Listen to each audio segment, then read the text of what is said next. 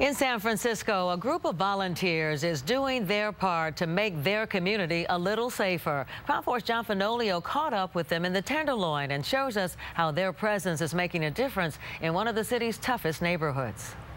We stand out here from 2:45 till 3:45 when they're walking home from school, making sure they're getting through the neighborhood safely. Kate Robinson is just one of a handful of volunteers that make up Tenderloin Safe Passage, a community organization with a mission to make passing through one of San Francisco's toughest neighborhoods a little easier. This is our primary corner. It's a very active corner, a lot of people and frankly a lot of drug dealing, and it also is where a lot of kids are walking through the neighborhood to get to their after-school programs or get home from school.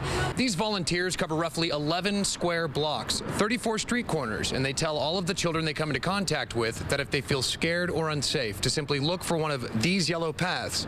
At the end of it, they'll find a volunteer in an orange vest who will help them find safe passage. On the corners of these routes, you'll see the corner captains standing in their vests. They're there as a safety presence. Their presence is already felt by the kids at San Francisco Academy.